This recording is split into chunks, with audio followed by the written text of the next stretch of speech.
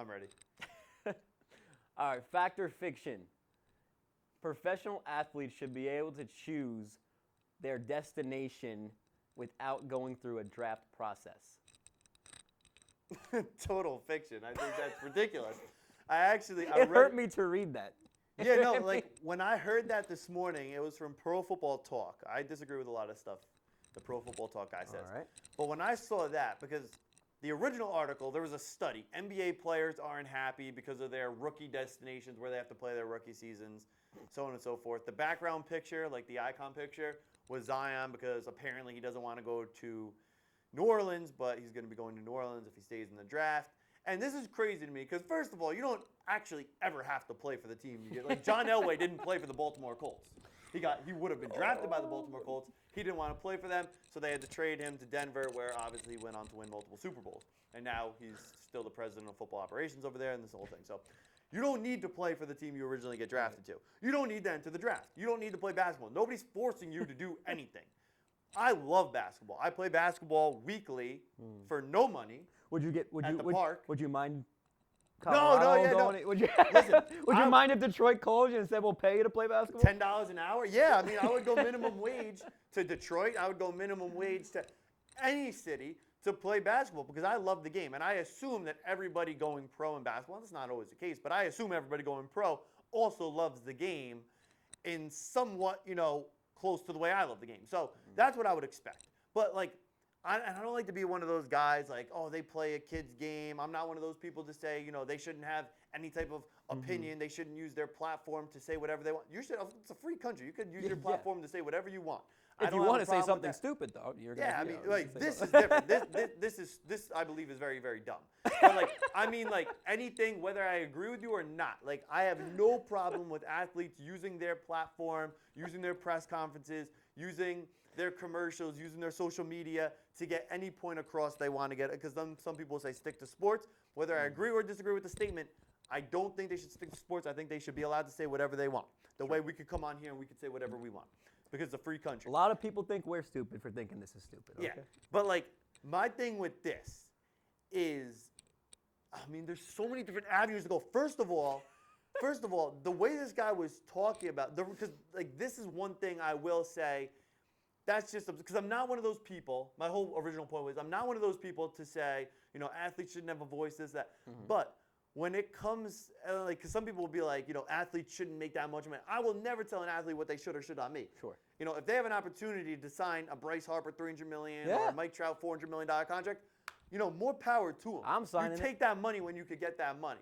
I will never say, oh, they should have chased the championship. Oh, they should have re-signed in the city that drafted them. Oh, they should have done this. Oh, they should have went to their hometown. I'm not that guy. No. But this is a different kind of scenario. This is just the way it's always been. There's nothing wrong with this current structure. And Milwaukee will never, ever, ever be relevant. Indy will never be relevant. Tennessee, like Nashville, like none of those Midwest teams will ever be relevant. Miami, New York, Los Angeles, they will have so much talent right out the gates. Yeah. The power balance will be all out of sync. And then when you go to the original idea from the Pro Football Talk guy, what he was saying was that professional sports are the only occupation in the world where you don't get a choice when you get the job where you work, which is crazy because first of all, most jobs don't pay 19, 20, 21-year-old guys what professional sports pay. And then if I want to bring up a story, like a personal story, my neighbor, she was working for the same company for 40 years. The company just picked up and relocated to England. Okay. And she lost her job because she wasn't willing to relocate. Or she could have went to England. But it's like it all kind of plays into that same thing. A lot of jobs, there's a lot of times where you have to check, are you willing to relocate? Yeah. If a job just picks up out of nowhere, are you going to relocate? And you can work for a company for 30, 35, 40 years, and you will never make close to what these guys make on their rookie contracts when they're signing contracts and signing bonuses for $1 million and playing for $3 million their rookie season. You're never going to see that kind of money, working for a regular company if you work for like Coca-Cola or something. Right. So, and if they pick up and move a couple states over, they move out of the country, you're going to lose that job. And sometimes we try to make professional athletes the victim for absolutely no reason. And this is one of those cases. because I Yeah. think this is an insane take to say that there should be no draft. Well, they need to choose their happiness. They need happiness. But you're playing basketball. Like, you're playing basketball. You're playing football. You're playing baseball. Like, we were just talking about we're going to go play basketball after this for free. Nobody's going to pay us. No, I mean, hey, if Detroit wants to give me a ring, I mean, I'd play NBA basketball for free. Could you imagine? I'll go get my butt kicked playing NBA. But hey, if someone wants to go give me a contract, Listen, man, I would play in the NBA for free. make me like Mike. I would go over. I would become a ball child, and I would go to Lithuania and play for whatever kind of money they're getting out there. Now Australia. I think Australia now. Well, now it's Australia. I'll definitely take that. But I mean, to play professional, to get paid to do something you love, Yeah. it doesn't matter what city, and you're still in America. They're not sending Well, you. it's like- What about the military? You get sent to Iraq, Iran. You get sent all over the world. Like, what about them? I mean, I'll say this, like, personally, because I work in an industry where it's something that I do enjoy, okay? Yeah. I'm not getting the money that some of these athletes are getting paid, some of these superstars. I'm talking about more of the superstars, not necessarily the smaller players. But even those smaller But even players those are making smaller more than players, us. yeah, you're cashing out. But like, if you're getting paid that much money, I would definitely not care as much. But even for something I love, I do care about where I live. I do choose. Yeah, and I don't want to move to this country, but the pay is not nearly that amount of money. Okay, and the other thing is, so I get that it's not all about doing what you love, is what I'm saying. I get that. However, what I think is crazy is that this tweet makes it sound like everyone in America is happily chooses where they work. That's not happening where with me, for sure. That didn't happen with me from the start. I had to grow my business up all the way in New York for 4 years, and I hate New York. Everyone that knows me, I am a ride my Ram truck down the New Jersey highway and drive wherever the hell I need to go and hope there's a parking lot, because I hate the city, okay? But I had to work 4 years in New York to get to where I developed my craft and could move out of the city and then open myself opportunities to go work where I basically want to work. And I can go to Miami if I want to do a gig there or whatever.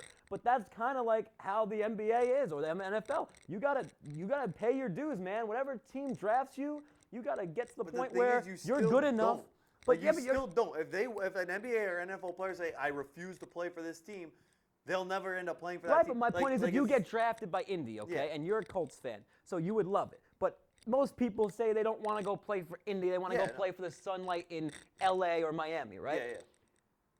The thing is, if you're good enough in the first few years in Indy, then you get to the point where you can dictate the way that sports are nowadays and the contracts are nowadays. You can pretty much dictate where you want to go. Well, yeah, and you could dictate that right out the gates. Like, you could dictate that the day you get drafted. John Elway did that in the 80s, or in the 70s, 80s.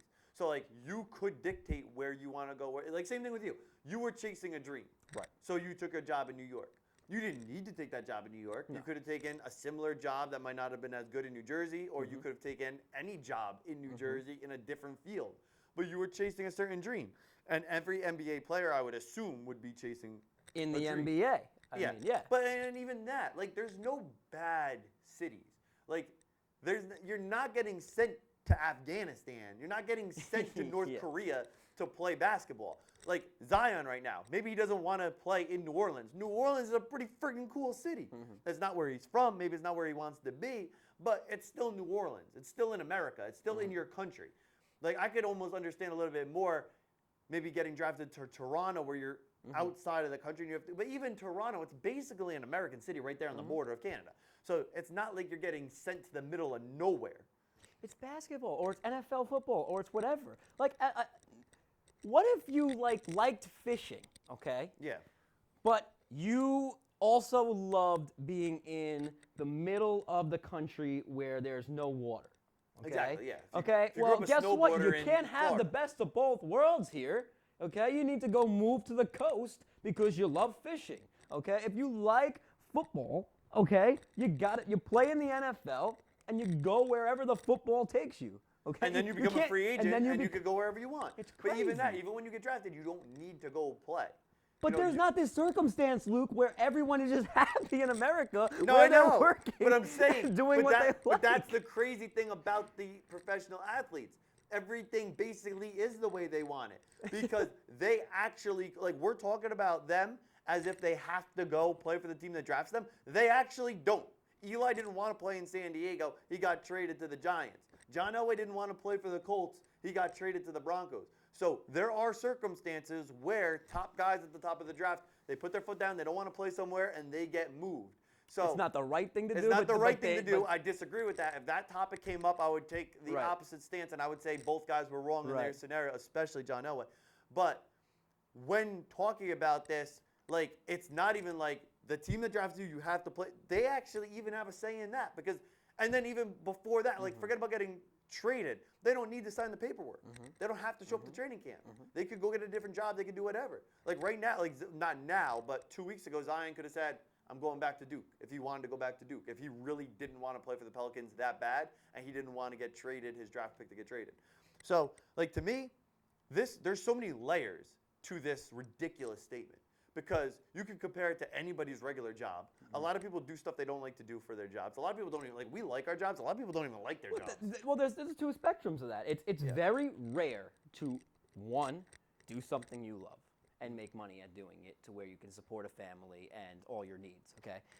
Two, living in the same area, doing what you love to do all that as well. That is so rare to find. I mean, if you told me that you were doing that, I'd be like, you are a lucky person. Yeah, no, Why are you a lucky person? Because it doesn't happen every single day, okay? It just doesn't. If you have one of those two things, you have a job, but it's close, it's 5 minutes from your house or whatever, or it's in Miami Beach and you're getting sun rays all day. For me, I would love it, but it's like, you have one of those two, you're lucky. If you had both of those two, this doesn't happen to everyone. Yeah, and like, you get to choose your happiness. And I'm very pro player, like extremely pro player. But when it comes to this, I think this is absurd. I think it's an absurd I think it's thing. crazy. I think it's crazy. I also think, like, I'm not going to hate on it for the fact of if you want to come up with a system in how this goes over well, and we could, because I think in the tweet he said screw something like the bad teams, right? You have a league. You can't just be like screw the bad teams. Screw Milwaukee. Yeah, and it's like the middle of the country. But he's like the bad teams have to be rewarded, right? Yeah, because it's called parity, okay? Otherwise, you become college football where Alabama wins the championship every single year. And people love college football, but whatever. But guess what? You know who's going to the championship. Why? Because that's a world where the players do basically get to decide where they want to play. Yeah, and you pretty much pick where you play. So you want the Patriots playing, I don't know. Well, that's the Cowboys because Texas and every single year. Because right now everybody's so sick and tired of all the good teams. Like people are sick and tired of the Warriors. People are sick and tired of the Patriots. If you were to eliminate the draft, this is exactly what you would create for the next. I mean, then you could, like the way Alabama right now and Clemson, they could be this dominant for the next 20 years. You can see Alabama, Clemson, Alabama, Clemson, Alabama, Clemson, Alabama, Ohio State, Alabama, Clemson, Alabama, Clemson, Alabama, Ohio State, Michigan. You could see that every single year with a couple of other teams sprinkled in. Occasionally your Ohio State, occasionally a Michigan, occasionally a Notre Dame. But for the most part, you're going to see Clemson and Bama every single year in college football. And it'll be the same thing in the professional sport. It'll always be New York. It'll always be LA. It'll always be Miami. The Florida teams also have the advantage on top of the weather. You also have you also have the tax, and you also have so many great players are from Florida. Right. So then you have the home state thing, where That's my point. I'm not being biased here because let me tell you something. I actually would be for this for the NFL because everything happens in the U, man. Everything's happened in Miami. Who would be down in South Beach? Miami would be a championship contender instantly every single year. So this is not me being biased. I think it actually is a really, really bad idea. Okay? Yeah, and Miami would be, because you got so many great players from the Miami area, no state income tax, that's not a big deal when you're choosing your college because Miami hasn't recruited, the Hurricanes haven't recruited the way they did. But I mean, even on free agents, sometimes we help out. Yeah, Ndamukong Suh, one of the things that drew him to Miami was no state income tax. Sure.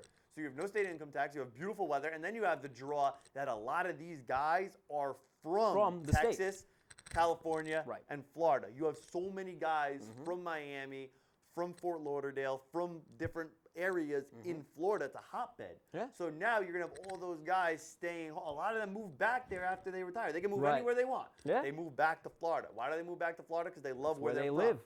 from. Le'Veon Bell. Okay? Frank Gore last year. Where'd he sign when he was a free agent? He signed in Miami Right. because he's a Miami guy. He was a University of Miami guy.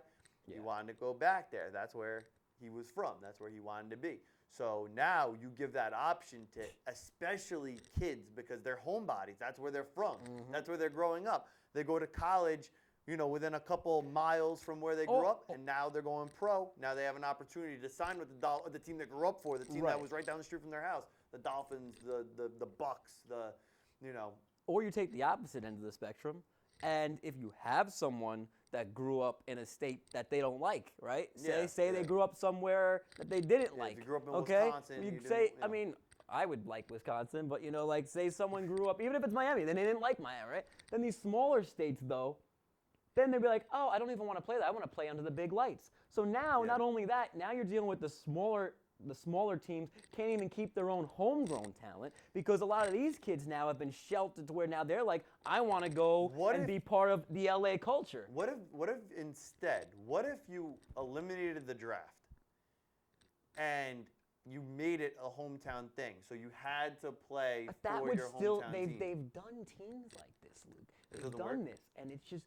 you have so many talented players. You hate the big three. I mean, check out the big five playing for LA now. Yeah. I mean, now you have freaking, Yeah, well, because I was thinking in terms of like. Because it's like you said, you have so many more people coming from some of these bigger states that they have such a bigger talent. Yeah, but they have more teams. Like you have 3 teams in But Florida. yeah, it's like high school though. I mean, Yeah.